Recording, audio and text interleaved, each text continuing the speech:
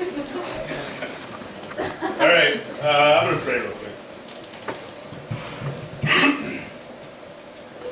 Lord, as we come before you this morning, I ask that what I share and what you put on my heart to share truly be your word and really be something that comes from your heart, not necessarily from mine. Yeah, Lord, I ask that you open up ears to hear, but that the words that come out of my mouth are truly coming out of yours. Bless this time, Lord. Let us learn what it means to be more like you. Let it strengthen us as we go throughout this time. All right. So, first off, real quick, yesterday, so most of you know by now that Corey and I uncle children together. That we both, my sister married his brother, and then so their kids are both of our nephews and one niece. And yesterday, last week was my nephew Matthew's birthday. He's now 3.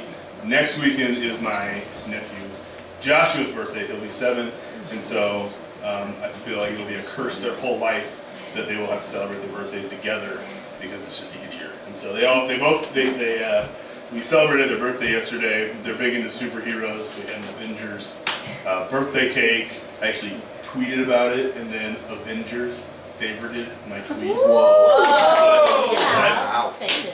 Kind of a big deal. Anyway, but one of my favorite parts of the afternoon was, so my niece, whose birthday it was not, she loves her Uncle Corey a great deal because Corey is silly. And the entire afternoon, she spent the entire afternoon, she'd crawl up in his lap and she would go, "Be silly." And Corey's like, "I am silly, that's who I am." She's like, "No, be silly." And no matter what he did, it wasn't silly enough. He could never reach the level of silliness that was needed. And at one point, this was my favorite part, this story has no point for today's talk. At one point, my favorite part was, she said, "Be silly," and so Corey started pretending like he couldn't talk. He's like, and she goes, "Uncle Corey, talk!" And he's like, and I go, "You know what you need to do?" She looks at me and goes, "Slap him." She just turns around and slaps him in the face. But it wasn't very hard, and he didn't start talking, which I'm not sure why. Yeah. Hindsight's 2020. He still pretended like he couldn't talk, so I was like, "Better hit him harder." And so she waddles back and slapped him. That happened like 3 times before he started talking. And I loved every moment of it. So anyway, that's the joy when your best friend is also an uncle with you. Beat each other up. He didn't use her to make fun of me. It kind of goes back and forth. Really, that's what the kids are there for. Anyway, like I said, that has nothing to do with today's talk. But this story does. So when I was in high school, there was a time I was in a lot better shape, and I was a Boy Scout. And I don't know how many of you are Boy Scouts and know about Philmont or have been to Philmont. If you've been to Philmont Boy Scout camp, it's a pretty intense Boy Scout camp where you go for 11 days and you backpack through the mountains in New Mexico. You carry all your food in, carry all your trash out. It's a very rugged and awesome camping and hiking experience. And so I signed up to go to Philmont, and immediately I was like, man, I need to start training, and I need to not just train sometimes. Like I need to be able to actually hike around the mountains and not die. And so I decided to change the way I was eating and change the way I was living. I started running, the only time in my life. And my cousin, who was also going, came alongside me, and we both just ended up working out all the time, running all the time, and getting in shape so that we could go to Philmont and survive. There was another guy who went on the trip who was in better shape than me, just naturally, and he decided that he would go to some of the practice hikes, he would do a little bit of the workout, he wasn't going to change the way he ate, and he wasn't going to do just a full-time regimen because he was healthy enough and he was fine and it didn't matter. And so we get up in the mountains, and when you're up in the mountains already, you're struggling because we're from Kansas, the mountains are up here, Kansas is down here. You're struggling from an altitude issue. And then you get out there and you're eating pre-prepared, freeze-dried food. You don't have a lot of it. You're hiking. Some days we hiked 11 miles. I think one day we went like 18 miles because we got lost. I wasn't in charge of that. If I was, we would have lost anyway. Anyway, we're hiking around, and this guy steadily each day is getting worse and worse, and he's losing energy, and he wants to sleep in longer, and he wants to go to bed earlier, and he wants to stop all the time. Till literally, probably 8 days in, we come to this really steep path of mountain that we have to climb, and we've got to get up and over in order to get where we need to go, and he just can't do it. And so everybody else kind of goes up ahead of us, and it ended up with me and him back there, and I'm yelling at him, and I'm like, we've got to get up over this mountain, and he's just like, I just can't do it. And so I ended up grabbing him like in a football hole, and just running up the mountain with him. Like his legs are dragging, I'm like, get up the mountain! I was furious. It was not the greatest day of my life, but and everybody, we get over the mountain, everybody's laughing. Because they all stood up at the top and were just laughing as he's like, stop it, please! And I'm like, ah! And get up and over the mountain. So, why I told that story will become more and more apparent as we get down, but as we get through. But what I want to talk about today is the Colonial Youth here. You guys are a pretty unique group of students in general. A pretty unique group of young men and women who I really think have a heart for the Lord, and you have a heart to serve God, and you have a heart to make an impact in your community. We hear it in mission moments. We see it when we put out a call for, hey, we need this kind of help. We need this kind of action. And I love the heart of the Colonial Youth. I think that you all have changed the face of how this entire church works. I think you're making an impact in this community.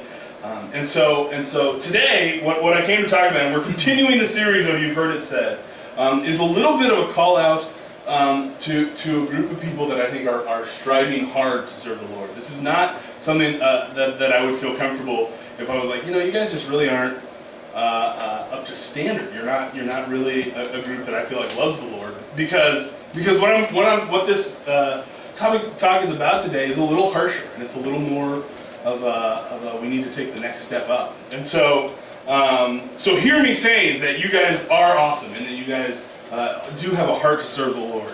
But now we're going to raise the bar, and I think it's important. So again, in keeping with the You've Heard It Said, you have heard it said that setting aside time to serve the Lord is good, but I tell you that it means nothing. So you have heard it said that making time on Monday for Rev, and to go to Haiti, and to come to life groups and Sunday mornings, and maybe FCA and all these other things is good, and I tell you that it means nothing, which sounds really harsh. And as I was praying and preparing for this, like, that was the word that just kept coming onto my heart. And I was like, Lord, I don't want to say that, because it doesn't mean nothing, because that's a lie. So now I'm going to read a passage from Matthew to kind of explain part of why I say it means nothing, and then I'll talk a little bit more. So this is Matthew 23 through 28. And again, these are some harsher words. This is Jesus, and he's talking to the crowds, and this is the title of 23 is 7 Woes. So it's going to be exciting. So he says, "Woe to you, teachers of the law and Pharisees, you hypocrites! You give 1/10 of your spices, mint, dill, and cumin, but you have neglected the more important matters of the law: justice, mercy, and faithfulness. You should have practiced the latter without neglecting the former. You blind guides, you strain out a gnat, but swallow a camel," which is just a really awful mental image. "Woe to you, teachers of the law and the Pharisees, you hypocrites! You clean the outside of the cup and dish, but inside they are full of greed and self-indulgence. Blind Pharisee, first clean the inside of the cup and dish, and then the outside also will be clean. Woe to you, teachers of the law and Pharisees, you hypocrites! You are like whitewashed tombs, which look beautiful on the outside, but on the inside are full of dead men's bones and everything unclean. In the same way, on the outside you appear to people as righteous, but on the inside you are full of hypocrisy and wickedness. And he goes on to continue to berate the hypocrites and the Pharisees. So why do I read that passage, that harsh passage, right after telling you guys that I think you're awesome? Why throw that out there? The reason is because I think so often we get sidetracked in our Christian walk, and especially within a community of people who are serving and being awesome, we get completely sidetracked by the things that we do. And we start to believe that those things are what make us righteous, and those things are what bring delight and glory to God. And Jesus makes very clear over and over and over that while works are important, and while what you do outside to the world is going to make an impact, that if what's inside of you is not clean and righteous and seeking the Lord at every moment, then those acts are useless and they're falling away. I think a couple weeks ago even we talked about the rich young ruler who comes to Jesus and he's so excited about all the things that he's done in his life, and I'm going to get to heaven and I'm going to ask you how, and you're going to tell me, and I'm going to say, I've done it. And that's exactly what happens. Jesus, how do I get to heaven? Do all these things. Awesome, already did that. And then Jesus looks at him and says, okay, but really to get to heaven, here's what you need to do. You need to give up everything you have and go and serve the poor. And Jesus doesn't say you need to give up everything you have and then set aside a time where you go serve the poor. He doesn't say you need to actually join this group that feeds the poor once or twice a week. He says you need to give up everything you have and go and serve the poor. That is now your life. And the guy goes away sad because he had built up this world where every day he was making the right choices and where he was setting aside time to serve God. And he thought, I have it all done and set. And when he came before Jesus looking for this accolade, Jesus said, yeah, it's not enough. You haven't done enough. And it's not because the more you do, the better it'll be. It's because at your very heart, you have not embraced who God is. So what does this mean? What does it mean then? If Jesus is going to be so harsh and tell you that you're giving of your tenth of your wealth and your time, you're like a whitewashed cup or a whitewashed tomb, which looks really awesome on the outside, but it's full of decay and self-indulgence. So what does Jesus require of us then? I'm going to move to Luke 14:25. And this is where Jesus explains the cost of being a disciple. Large crowds were traveling with Jesus, and turning to them, he said, if anyone comes to me and does not hate his father and mother, his wife and children, his brothers and sisters, yes, even his own life, he cannot be my disciple. And anyone who does not carry his cross and follow me cannot be my disciple. Suppose one of you wants to build a tower. Will he not first sit down and estimate the cost to see if he has enough money to complete it? For if he lays the foundation and is not able to finish it, everyone who sees it will ridicule him, saying, this fellow began to build and was not able to finish. Or suppose a king is about to go to war against another king. Will he not first sit down and consider whether he is able with 10,000 men to oppose the one coming against him with 20,000? If he is not able, he will send a delegation while the other is still a long way off, and will ask for terms of peace. In the same way, any of you who does not give up everything he has cannot be my disciple. Salt is good, but if it loses its saltiness, how can it be made salty again? It is fit neither for the soil nor for the manure pile. It is thrown out. He who has ears to hear, let him hear. So again, that's a harsh section. Jesus is he's not pulling any punches. Jesus is saying, look, following me is not about hearing good stories and seeing amazing miracles and laughing and having joy all the time. Following me means that you need to make a calculated decision. How much am I willing to give up? And the fact is, what he requires and the how much am I willing to give up is not your Mondays, your summer, your Sundays and Wednesdays. It's every moment of your life. It's every moment of your day. It's getting up and saying, Lord, what can I do to serve you today? Not, do I need to go to Revolution? Do I need to go to Haiti? But Lord, what can I do in my day-to-day, moment-to-moment life that will bring you glory? We set aside not time to serve, but our entire life. You don't say, I go to Revolution on Mondays. You say, I serve the poor every moment of the day. Does that mean that every moment of the day you got to be handing out money, food, and all that to people who have less than you? Probably not. But it does mean that every moment of the day you have to be going before the Lord and saying, Lord, how do I bring glory to you by helping those less fortunate? Lord, how do I bring glory to you by changing my speech patterns? Lord, how do I bring glory to you in school, in work, in every moment of my life? So on Mondays you can go to Revolution. But my question is there someone in your own school who's hungry? And maybe they're not just hungry for food. Maybe they're hungry for clothing. Maybe they're hungry for a ride to activities because they can't afford gas or don't have a car. Maybe they're hungry for friendship or love in a way that no one has ever given it to them. Going to Revolution is awesome, but those people are right there in your lives and they need you. And you can't just set aside a time for them. Because it might be that they need a ride to 6 different places. Are you willing to set aside your life to say, Lord, I'll take them where they need to go. Lord, I won't be as popular because I'm going to be sitting and talking with them. I won't have as much free time because in order to hang out with this person, we have to go and I have to be at their house with their family because they have to watch their little brother or sister. So I won't have as much time to play video games or do what I want to do, but Lord, this is what serving you is being called.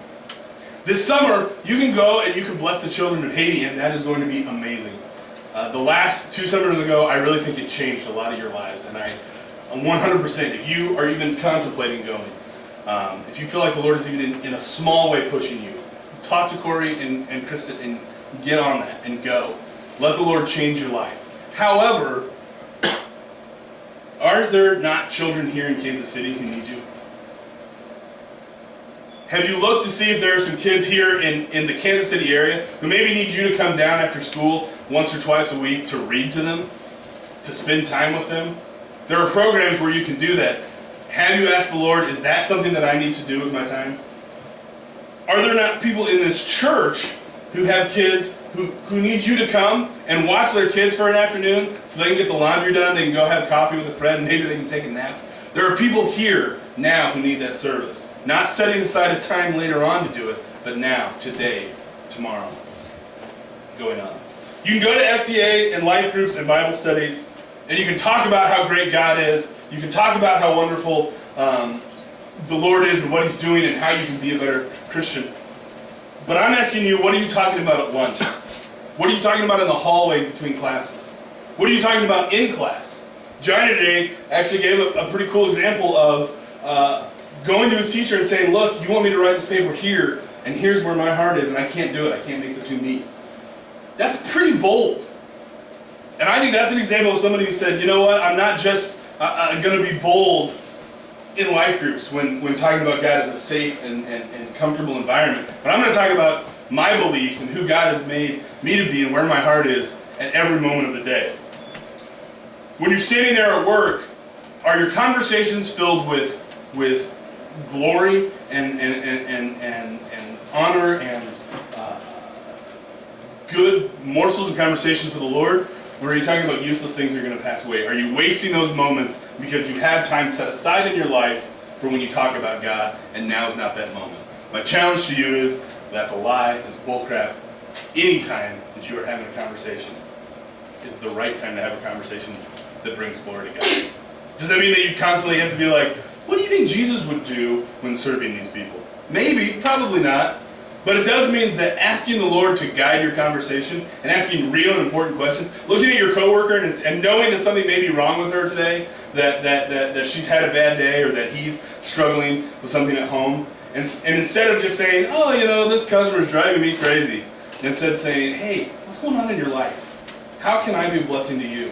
Let me hear your words and help carry your burdens, because that's exactly what Christ has said He'll do for us. That's not setting aside time to do it, that's letting that come into your life. You can pray at night and before meals, and you can pray when you need stuff, but I'm asking you, is there a time in your day that you just stop and say, Lord, I just want to thank you because I just looked up and saw the clouds, and they are amazing. I looked up at the night sky and I saw all the stars and I saw all your creation, and I am blown away by it. Or, Lord, my heart is burdened today for people that I don't even know and I don't interact with, but I know that they are hurt and needing you, and I'm going to set aside time to pray for them. Or when you're talking with a friend at the lunch table, and that friend is laying out their heart and their pain and their struggles, do you stop and say, I'm going to pray for you right now? Not in the showy way of, I want everybody to look and see how awesome a Christian I am, but in the way that I don't want to waste another moment of this day before I intercede to the one God and King who can step in and help you. Is that where your heart is?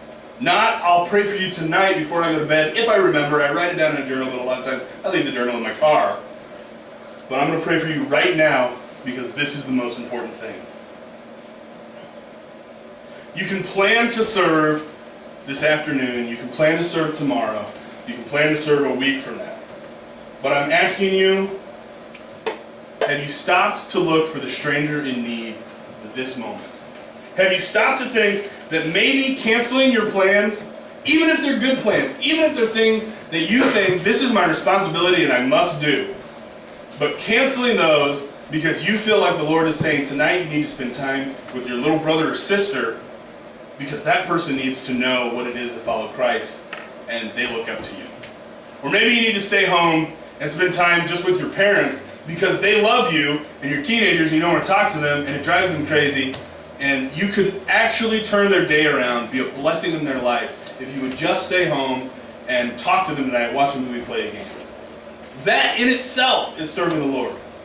I'm going to skip play practice. I'm going to skip sports practice. I'm going to skip hanging out with my friends or doing this thing that I said I had a responsibility for because I was listening to the Lord and the Lord said tonight I need to be with you. That is following the Lord. That is serving God in a real and powerful way. But if you're not listening, if you're not asking the Lord every moment of every day, how do I follow you in everything that I do, you miss those. Jesus, when you look at his life, you see that he constantly was seeking out people to change their lives. He was constantly walking up to people and saying, I can change your life, let's do this. He was constantly on the lookout for where his mercy was needed, and he was willing to stop everything he was doing to help one person. He was willing to stop, even when he had a plan, when he had a set, this is what I need to do today. When the children all come running up to him and the disciples are like, whoa, whoa, whoa, Jesus is here to do serious grown-up stuff. Jesus is like, no, let the kids come. This is a moment of wondrous glory. Stop being jerks and let the kids come and hang out. Jesus was willing to stop what was going on to address the one person or the one group that needed him. Let that be the only important thing in his life, and then move on. He trusted that the Lord had his hands on everything. And he sought opportunities. I'm running out of time, so I'm going to tell a short story and then get to the practical ones real quick. Last night I was looking at the Twitter, and I saw that Johnny Roberts had posted a story on Tumblr about an experience that he had. And I asked him this morning if I could share it because I thought it was so wonderfully kind of showed this person of Jesus who lives their life seeking out opportunities. And it actually isn't about Johnny. It's about something that he saw.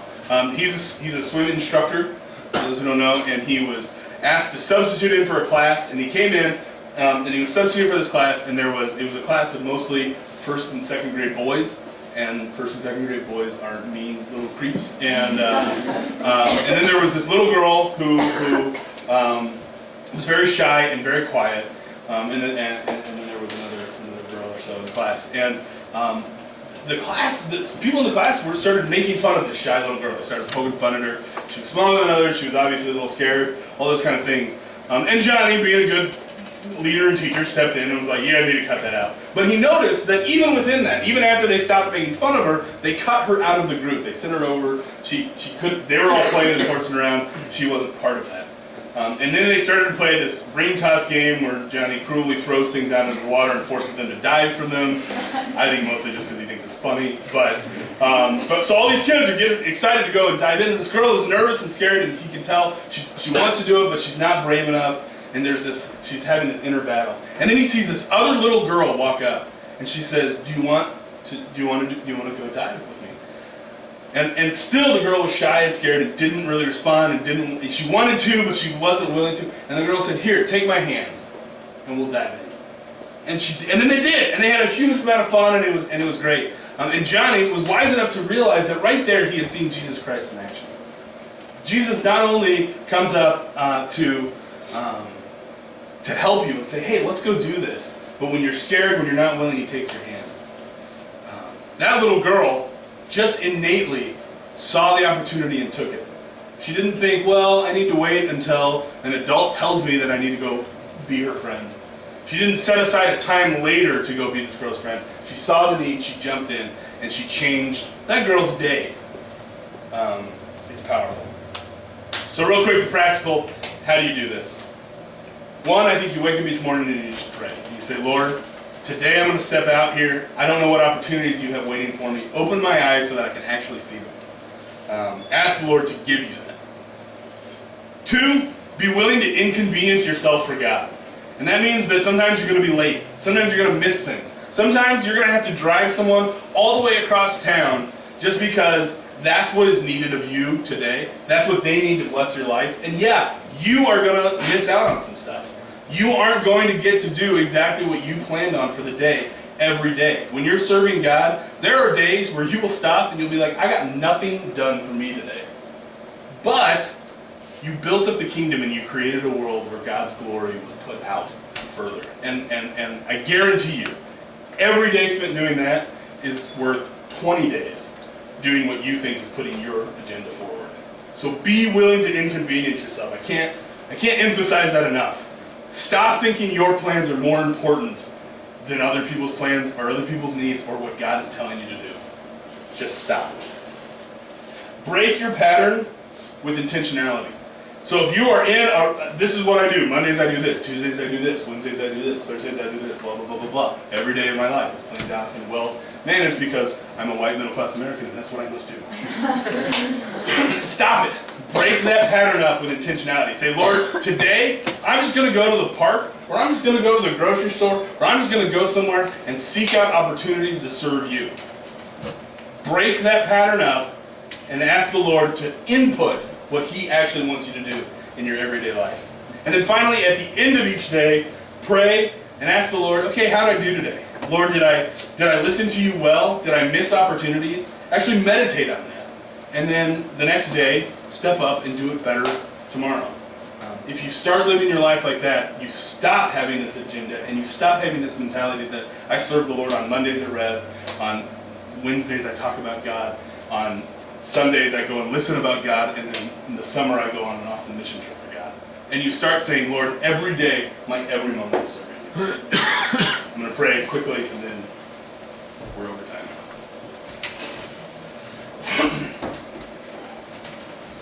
Lord, I humbly give this talk up to you today. I don't do it as well as I should, and I don't spend enough time thinking about others and not myself. And I so constantly say, well, I'm going to set this time aside for you. So Lord, I ask not just for everyone out here, but all of us, myself very much included, that you teach us how to serve you, and you teach us how to let that be a constant, every day, every moment thing, not something that we do from time to time so that we can get our good points in. Yeah, Lord, humble us and make us your servants, form us into the servants you want us to be, so that we can bring all the glory to you. In your name I pray, amen. Amen. Thanks, John. Thanks, Stephanie.